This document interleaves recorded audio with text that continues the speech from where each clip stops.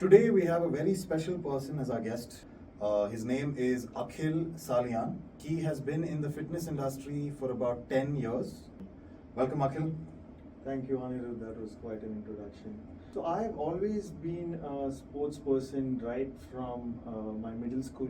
It was, I think, when I was in the fifth grade, I got into sports, and then there was no looking back. You start with understanding how your body works, because I think today's kids in 9th and 10th know what their computers are made of, what their phones are made of, but they don't know what their bodies are made of. More often than not, thanks to social media as well, we are so worried about looking good versus whether it's feeling good, moving good. It's just about looking good. I mean, aesthetics has taken over the fitness industry, right? It is changing, but it is still a long way to go. Now, if I have to ask a student a question that, if you were walking and a leopard jumps out in front of you, it's a good chance that happening in Bangalore, right? It has started. Yeah, it has started, right? There comes a point in everybody's life where they hit an injury, right? That's when they realize, I messed up. I had a stone which was weighing about 70 kgs, and the ultimate goal was to train till you can carry that on your shoulders around the temple, so that it's called the pradakshina, right?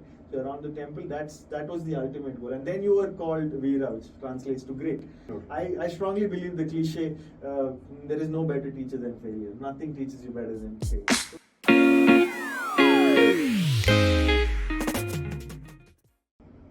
Welcome to Unlock Your Dreams. This is an initiative started by EduCafe Career Student Solutions.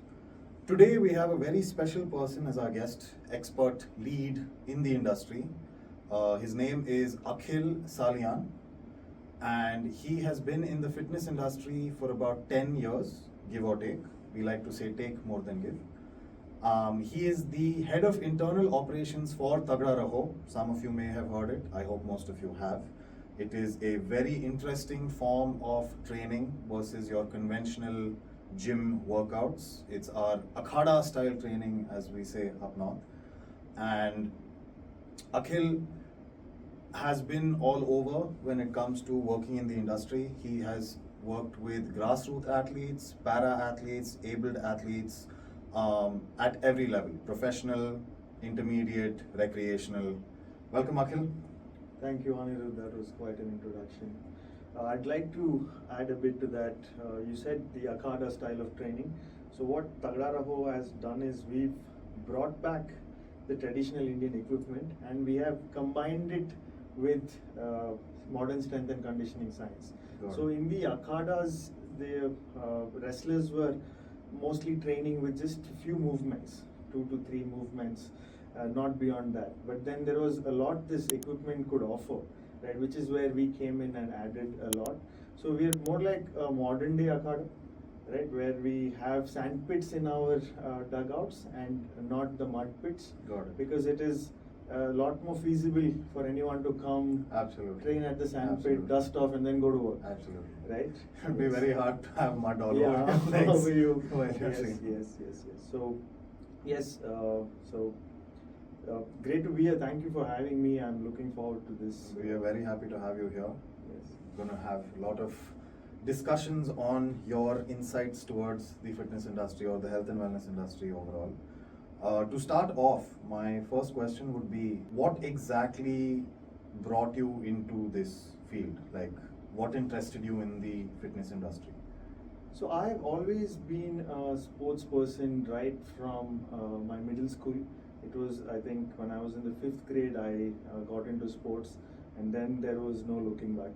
Right, I played multiple sports for my school and college, about 7 to be specific. But I can play more sports than that. Lovely. But I've represented about 7 for my school and college, and then. But as you know, when you were growing up in the 90s, if you were into sports, then you really didn't have direction in where it has to go. Correct. Right?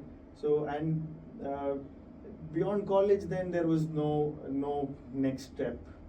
Then I got sucked into corporate life. I worked across multiple startups, but then I saw fitness growing as an industry. I noticed that in about 2014, that fitness is now coming into the front, and I have to. And this is where my passion lies, and that's when I took a leap of faith to, from working from multiple startups to the fitness industry. And then at that point, I wanted to be a football coach.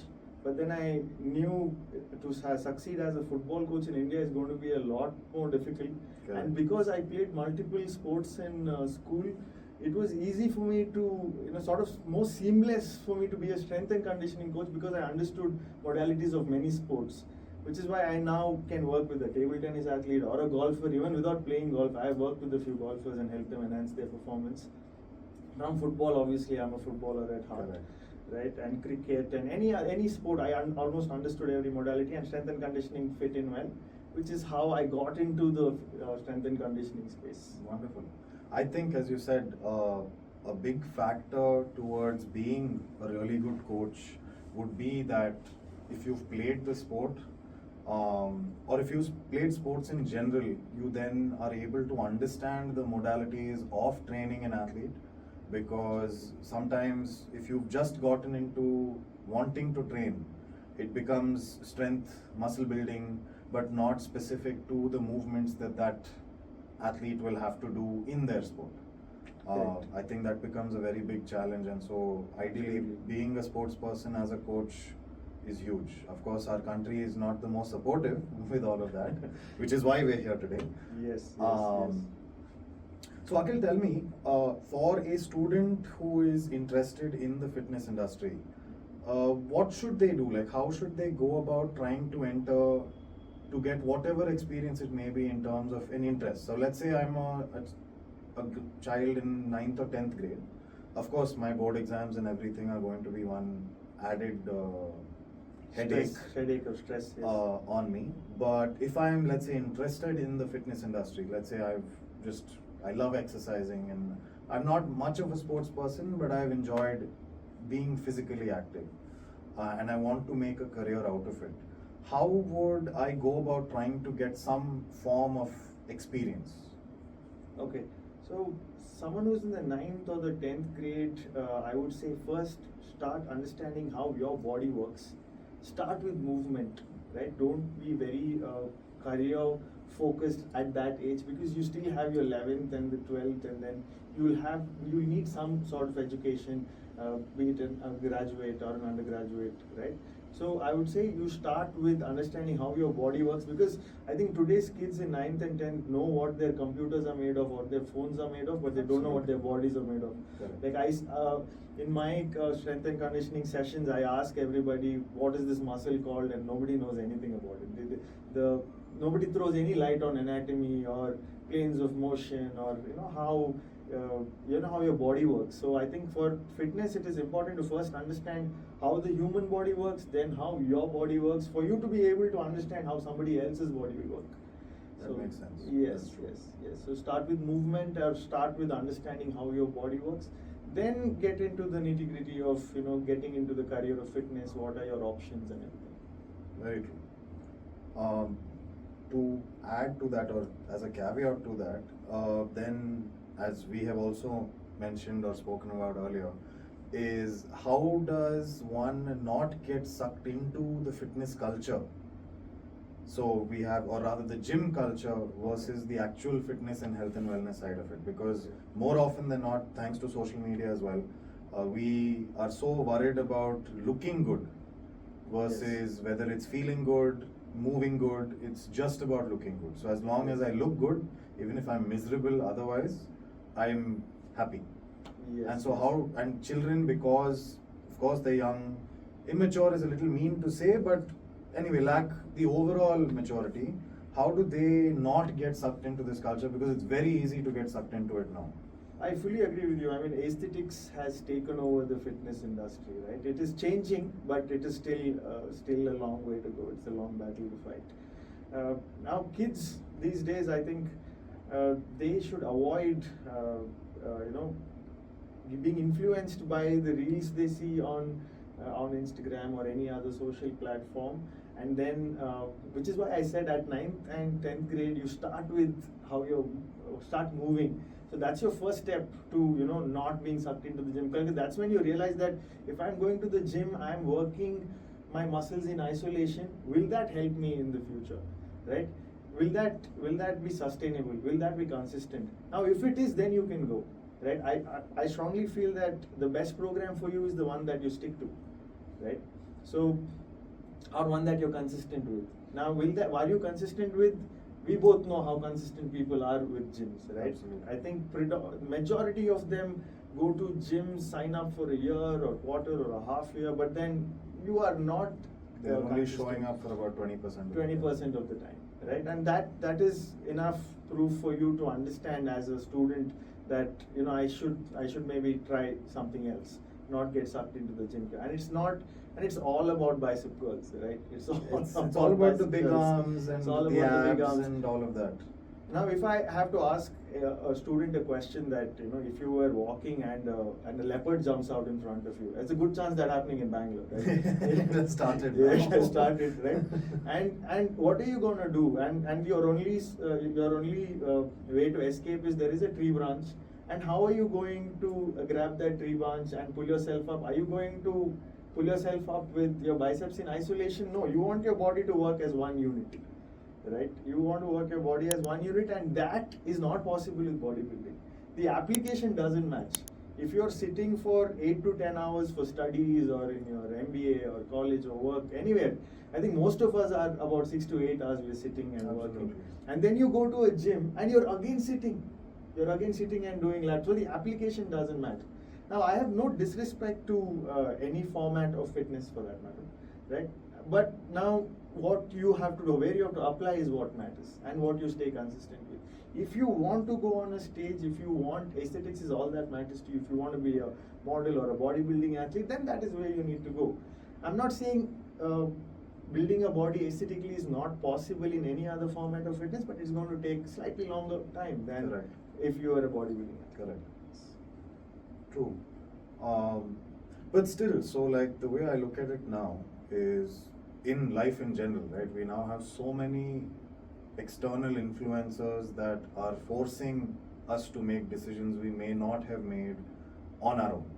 Yes. So now, as a very simple thing, because kids, and I know 9th and 10th graders will be very upset when you call them kids, but it's like now I have a crush on a boy or a girl and I want to impress them.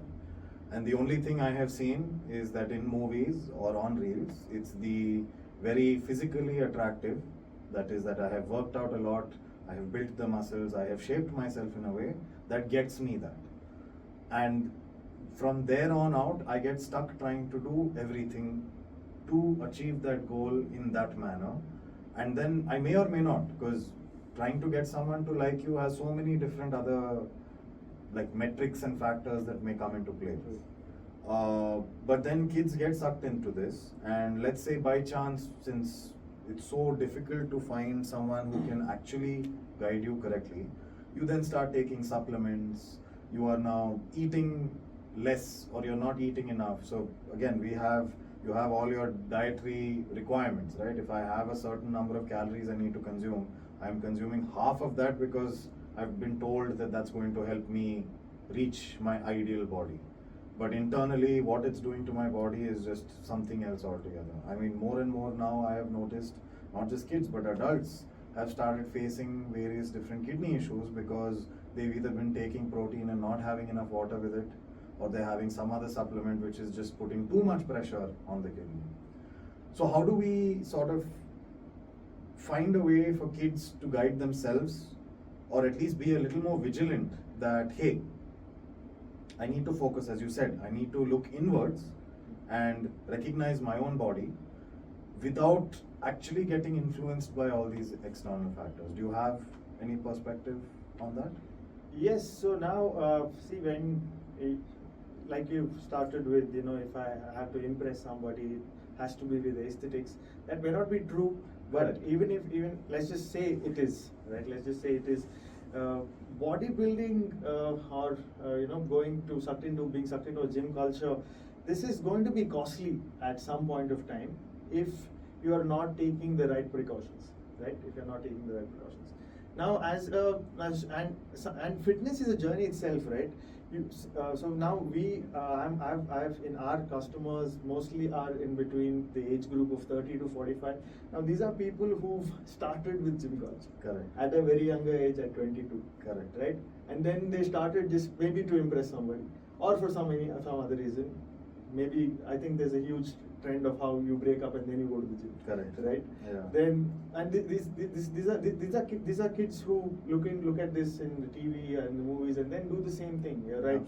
It's very difficult to change their perspective, because for them any association with movies that are larger than life, and that's even growing up ourselves, for us strength meant Rocky, Rambo, Arnold and everything. Like we were also influenced, but then we realized we matured over time. Correct. Then I think there comes a point in everybody's life where they hit an injury, and that's when they realize I messed up. Now I go from being indestructible to saying yes. I am actually. And that's when you'll start looking within and like, now what is, then you start transitioning into a holistic. So I think all the students should read more, right? Read more about this, and have mentors who can speak to them about this. Have the right counseling to before they get into this, because this can be costly in the future. Right? I'm sure you and I both know of people who have goals in fitness that are fulfilled only with desperate measures, right? Correct. Supplements, and supplements is quite a big term now, right? You have trainers in this gym culture who have supplements in their bags and they're selling it to everybody without knowing, do you need it, right? I know that at a professional level you need certain supplements too, and it's a level playing field, right? You need to be there. But do you need it as a recreational athlete? Then no, yeah, that would be my take on that. Yeah. No, it makes sense. It's definitely, I think, very challenging for, I'm now going to sound very crude, but a good trainer to be able to train their athletes versus the average trainer who is there for whatever. I don't Correct. want to be mean, but basically very supplementary goals Yes. and needs that they Yes, are trying yes. to fulfill. Yes, yes. Because see, what a student needs to first understand is fitness is a lifestyle. It is not a 4-week program or a Correct. 6-week program, Correct. right? So if anybody is selling you something that you're going to achieve this in 6 months and 3 months, that's a red flag. Get out of there, right? You want a trainer or a coach who will tell you that you have to make this a habit. And I think the most important thing is today is the most challenging thing rather is being consistent, right? I think everybody gets into something, but they are not able to sustain that beyond a certain point, right? And that needs to be being focused on. So you need to understand. I'm sure even students, when they might jump the gun, join a gym that is fancy, which has lights, which has glasses, and my selfies are going to look good there, and that's what I'm going to go. That's what my friends are going. Don't listen to anybody. Yeah. You find out yourself. Don't listen to anybody. Don't buy it right away. Correct. Get don't be a sheeple. Get a second opinion. Speak to a few people. Speak to mentors. Get your goals right. But as a student, you might have a goal that is also needs work on. Correct. Right. So you need the right sort of mentoring and guidance to get started with. So I'd say take some time out. There's no need to rush. There is no need to rush. You have to go slow to go fast. Correct. So take your time with this, and then you find what is consistent, and then build on it. Oh, that's wonderful. And not to plug it in there, but how has Tagda Raho changed the game here? I feel, especially, you take the whole concept of now bringing people outside, or at least in like a semi-open area.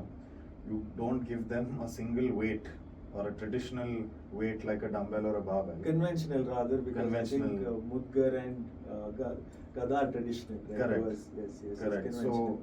you put people in this setting and you're like, okay, now I'm going to make you swing it here and there and reach and pull. How has that sort of, have you noticed it now changed the game with people in terms of them realizing that it has now improved their own mobility, movement and strength? Absolutely, it has. Absolutely, it has helped people, because see, working with traditional Indian equipment, the one factor that stands out is you are building strength and mobility simultaneously, right?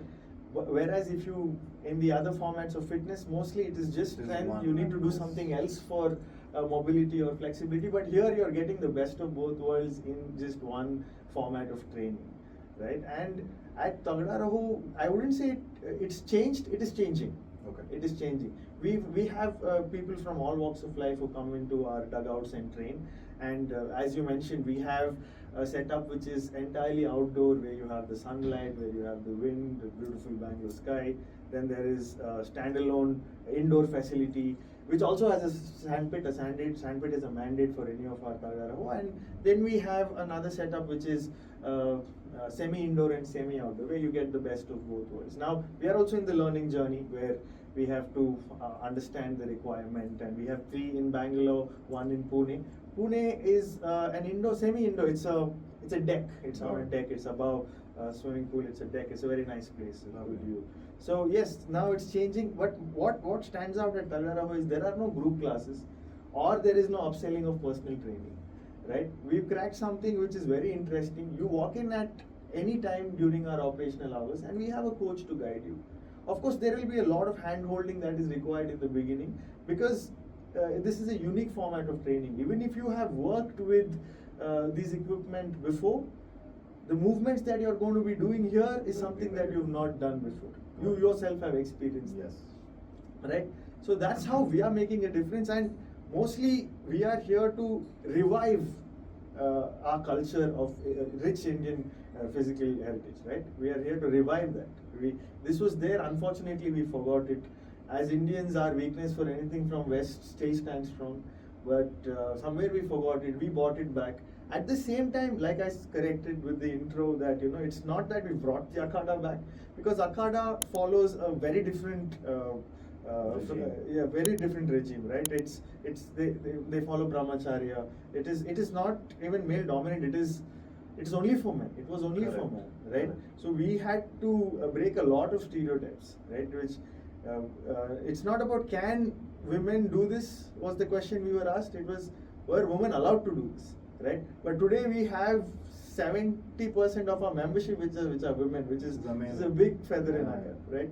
So we've changed these things. We've changed these stereotypes. Can you, there were in the Akhadas, there were only 4 to 5 movements, and that was focused on wrestling, and that worked then. But now this is applicable to cricket, this is applicable to golf, this is applicable to martial arts, this is applicable to any format of fitness, any sport, any fitness goal, this is applicable, right? And this is our very own fitness, our countries, which is why we all need to try it at some point to understand. And only if you try it, you're going to understand. At the outset, it might seem intimidating, it might seem there is not much I can do with it, but yeah, that's how we are making a difference. Yes. Correct. I mean, it's, as you said, right, it's the Western influence that comes into play. So Correct.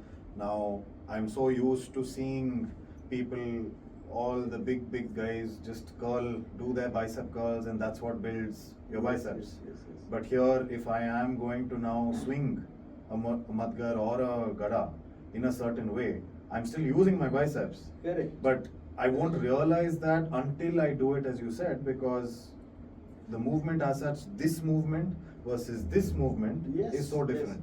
Yes. The quintessential movement that we do with this equipment, I think everybody associates it's taking it back, single hand or double hand. Now, if you see this, there is flexion, your biceps, then there is triceps, then there is your serratus, your shoulder blade, your deltoids.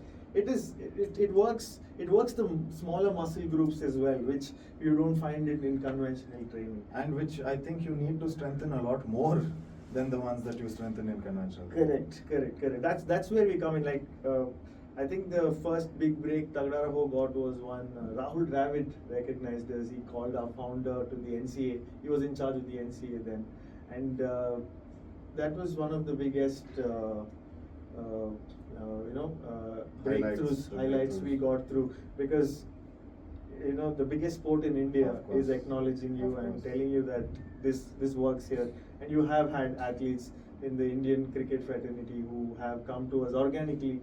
It was Suresh Raina, then Robin Uthappa, he comes to our dugout when he was living in India. Then we have our the legend MSD, Of course. who's backing us and supporting us, right? So yes, that sort of gave us the confidence and to break these stereotypes that can a sport do this, and yes. I mean, I also saw on your website and on Instagram as well. You had the great John T. Rhodes also say that Yes. this was one of the workouts, if I should say, that every cricketer should have if they want to improve as fielders for their fitness and everything. Correct. I mean, MS Dhoni, of course, was Yes. the pioneer of introducing being fit as a cricketer. Correct. And so having all of them insist or highlight that this is Yes. something that makes a huge difference is, I mean, we don't really need to say much more to say that yes, it Yeah, works. that surely underscores our potential and how this can help you. But still, the battle we've chosen is a very long one, right? It will still take us a long time to sort of change people's perception about what fitness is. That it is about movement and not about aesthetics, or movement first and aesthetics later. Because if you see, aesthetics also matters to many, and Of it is course, okay too. of course. It is There okay. is nothing There wrong is with nothing it. wrong in it. It's about how the measures you and methods you use to get there. Correct. Right. I don't think there is any athlete who doesn't look good. Of course. Right. So yes, I think that answers that. Yeah. Absolutely. So changing directions a little, as you had mentioned with MSD as well. So you, the founder, and Tagda Raho itself, how did the process go of managing to, let's say, convince him, for the lack of a better word, to become an investor with the Tagda Raho team? Firstly, I clarify, I'm not the founder. Correct. Yeah. At times I get mistaken, I should start charging for that every time I get mistaken. So I am the internal operations head for Tagda Raho. I've joined the team very early. And so Rishabh Malhotra and Vishal Wahi are the two people driving this brand. And MS Dhoni, I think, is so I think no one could justify what we do better than MS Dhoni. Mm-hmm. Right? MS Dhoni is not just he's a fitness icon. He's a lot more than that.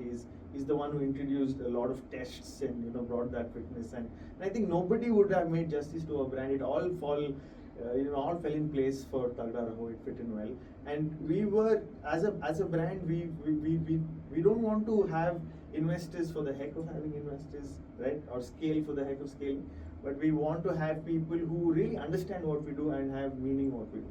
Now, MST, he really believes in this kind of training. I mean, I'm so proud to say that he's not the brand ambassador. He's the investor who is, backing our brand, right? It's a great honor to have him on board. Yeah. He's an amazing. I've heard a lot of stories about him from the two founders who I work closely with about that. Nothing you hear about him is exaggerated. That everything about him is so true. He's a very humble person. He has it's how comfortable he makes you feel if you meet. I am due to meet him, and I cannot wait for that day. Yeah. So yes, that's how we look up to him in all sense, and we are now growing. We want to take this to other parts of the country, and having such a name. Even I'm not sure if you know that we ship equipment worldwide, right? We have our customers in US, in Brazil, in Netherlands, in Australia, in Canada, you name it. We have our customers, and even for these customers, MSD as a name for that entire Indian diaspora outside is very huge. Absolutely. Right? Yes. It makes a huge difference. Yes. And I feel that also adds to when you have children, students, have an icon like that to associate to, because so many times, I mean, it's a mixed bag. You will always have mentors and icons in various different fields, and when you have someone that is who they are throughout, again, nothing against anybody who is doing everything else once they reach a certain level, but it's very, very important, as you also said earlier, that you need to have the right mentors. Correct. And even if they're not directly mentoring you, it's it's through your actions, as you say, actions speak louder than words. Yes. So then the actions make a huge difference. And so again, coming back to, I would say, the process of being in Tagda, like for anyone now, let's say, who are interested in fitness but also are interested in building a brand or building, let's say, a health and wellness institution, what would you say are the key factors that a student should pay attention to as the head of internal operations as well? From trying to find investors that are aligned with what you want to do to just finding the staff that would be doing everything you would hope for them to do. Yes, you mentioned two important points there. The staff, which is your team, right? It is, I think, the first thing if a student is looking to start, getting into the fitness industry, after having enough knowledge and getting mentoring, and you want to still start, then you should first look at building a team that is sustainable, right? Because I think in this industry today, most brands have people working for them who are like a cat on the wall. Mhm. Right? They're headed in one direction, they see something else interesting, I'm going They to do that, switch. right? Correct. So you have to try and avoid that as much as possible. And we are living in an India today which is not permanent, right? You are in Bangalore today, Bombay tomorrow, Delhi and Very day true. after, right? Very It's true. like that. So building a sustainable team, having the right people at the very early stages is very important. Because if your team members keep changing, if the core team keeps changing, then it is very difficult for you to sustain as a brand. Most startups fail. Correct. Because today starting up, especially we are here in Bangalore, the startup capital, Of course. and we are in HSR, which is like the startup capital of the startup capital, Mhm. right? So there are so many people, so many startups, and it's trending. That being said, not everybody needs to start, right? You need to know if you have to start or not. You can even start, I mean, today you have 18, 19-year-olds who are MDs and managing Of course. directors and founders of Yeah, companies, yeah, of right? course.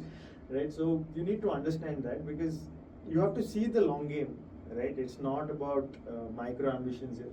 You have to see the long game of where you're heading, what your purpose is. Don't start a business because it is lucrative. I mean, fitness is, I think the last I checked was $200 billion industry. It's only growing now, Correct. right? And you have a big opportunity in India. I think about 500 million people in India have health issues. Correct. Right? These are stats that keep changing, right? So there is opportunity, but at the same time you need to see, what is the purpose you're starting this business. Don't start because it is lucrative, right? Don't just start with the goal of making profit. Have more meaning and purpose to it. What are you looking to do? How are you planning to change what is being done? For the longest time, people are getting sucked into the gym culture. Now they are realizing it. They are buying into desperate measures. They are buying into what their role models are doing. Of course. Right? So you need to stand for what you started and stick with it. And that's one. And about investors, right?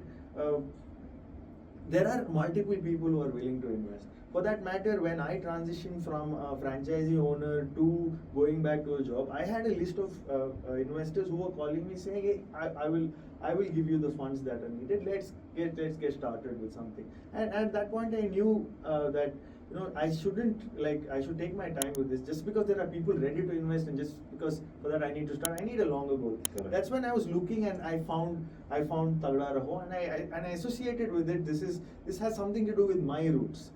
I'm not sure if you know, my grand uncle was a Pahalwan. Oh wow. Right, in Mangalore. In Mangalore, my hometown, he was a Pahalwan, and he trained multiple other Pahalwans, wage workers, with this equipment, with a lot of Baitaks and Hanuman Dands and all of this. And they had one fitness goal which is very interesting. Sorry to deviate slightly, No, but go this is for an it. incredible story.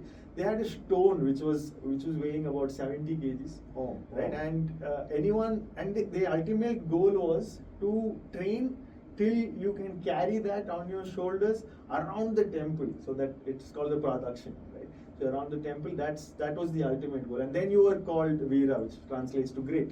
Correct. So that was the goal, and then when I was in the crossroads of I had started a franchisee business during COVID, which is a lesson in itself, Of course, right? of You know course. it. You Yeah. you were my customer. I was there. Right? You were my customer. So that with that I had a lot of lessons to learn, and then I realized that okay, I'm not going to start now. right? So which is why even you, if you're starting, for a student, obviously this is your first time, you're not going to have started and learned. But again, failures is part and parcel. Absolutely. I strongly believe the cliche, there is no better teacher than failure. Nothing teaches you better than failing. So you can do a trial and error method, but at the same time, be a little vigilant and understand, the entire scope of fitness and everything, and then get into businesses, right? Yeah. Oh, makes sense. Thank you. That was huge. So one last thing, Uncle. I mean, Akhil, before we let you go, is given everything that you have gone through, all the experiences that you have experienced, what is the one, let's say, pearl of wisdom or advice that you would say that you would give any student or kid that ever came to you? Like if anyone came to you asking you for advice, just from an overall life lesson types, what would you give? And it doesn't need to be overly profound as well. I know generally when this question is asked, everyone assumes it has to be something that is very profound. I will say it in one line. Read more books, watch fewer reels. Perfect. I Wow. would like to leave it at that. Wonderful. Yes. Well, thank you for coming in, Akhil. Thank you for everything that you have given us in terms of your insights. I think it is very, very valuable. If you are in Bangalore, definitely check out Tagda Raho. Head out Bangalore or Pune, and hopefully all over India very soon. Yes. Touch wood. And thank you for coming along. Thank you, Anirudh. Thank you for having me.